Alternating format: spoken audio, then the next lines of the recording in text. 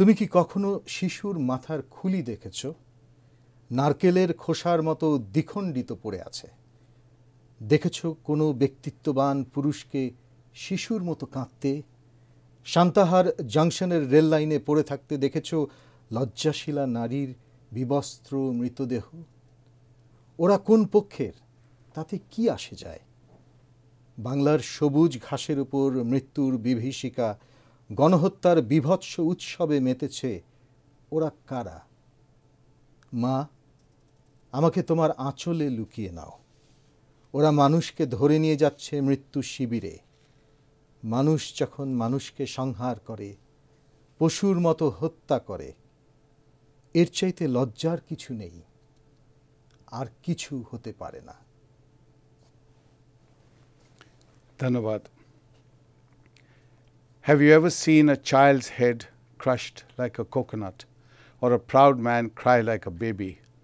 Women like broken toys on the rail tracks to Santahar Junction, bright flags fluttering from their thighs. Does it now matter which side did this or why? They were playing these games with death over there in the green lands of Bengal in the year of the Lord 1971. দর্শক, আমরা এতক্ষণ এই কবিতাটির আবৃত্তি শুনছিলাম ambassador আকবর সালাউদ্দিন আহমেদের কাছে। তিনি একজন সাবেক কূটনীতিক, একজন কবি, নাট্যকার, চলচ্চিত্র নির্মাতা এবং একজন Islamic scholar. Welcome to our show. Thank you. ধন্যবাদ। ধন্যবাদ। কেমন আছেন? আমি ভালো আছি। আপনি কেমন আছেন? ভালো আছি, অনেক ধন্যবাদ। ধন্যবাদ। You have so many sides in your career, which is amazing and fascinating, because when I was reading about you, you were born in Allahabad in India, and in 1943, before the partition. Yes. And then you left for Pakistan in 47. Yes, with my parents. Right. And you entered the civil service of Pakistan in 66. In 66. And you were stationed in Kishoreganj, Yes. In Bangladesh, which was East Pakistan at that time. Yes. During 1970. 70 up to, and I was in East Pakistan up to 71. Right. So 2 full years. And which is the time, the most turbulent time in the history of Bangladesh. Most turbulent time. And I had the unique privilege of actually serving in the districts. In Kishoreganj first, and then in Maniganj. I traveled a lot. I saw the people of East Pakistan or Bengal. I met the people there.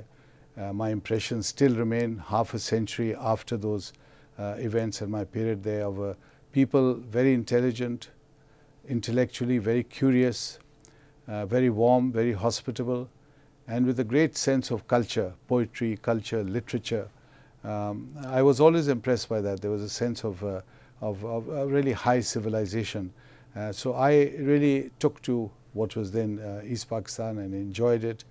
And we then saw the storm coming, and I saw the responses of Islamabad, which were not, unfortunately, very wise or sensible. And the result was that we sailed into this catastrophe.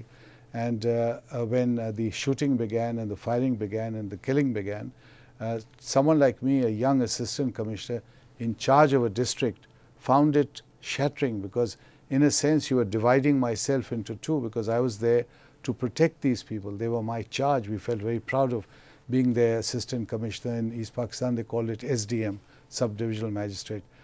And in the end you didn't know who was on which side and what was happening. Don't forget, Ehsan, that 3 of my batchmates, 4 if you count this previous batch, 4 of them were actually killed in the field as assistant commissioners. So there was this killing. It was a kind of madness. You didn't know who was going to be killed when. And even my own survival was a matter of pure luck. It was like Russian roulette, because I could have been in one of the positions of my other batchmates who unfortunately didn't survive. In Bangladesh, people every year when they celebrate the Independence Day or the Victory Day, on media in Bangladesh, people watch pictures, exactly the pictures that you are describing here, the crushed skull of children and women dead bodies of women, and when you describe these things, and when you say, have you ever seen a proud man to cry like a baby, all these pictures are haunting pictures. Now, when people in Bangladesh watch these images, I think many Bangladeshis wonder whether Pakistan, people of Pakistan, whether they have seen these images at all. It's a very good question, because when my wife and I went back to West Pakistan in '71, and we talked about our experience in Bengal and how much we loved the Bengali people, they were calling us bingo lovers. They used the word bingo out of a kind of derogatory term. So my sense was they knew very little, and they did not fully realize the importance of that province and that people.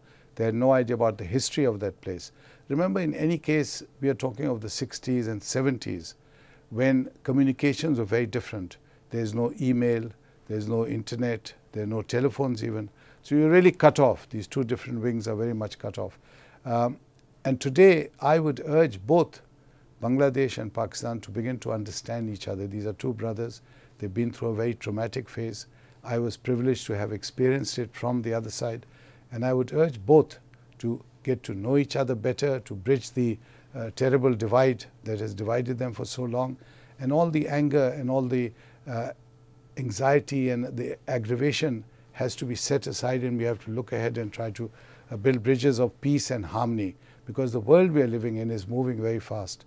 And I think that there's so much in common.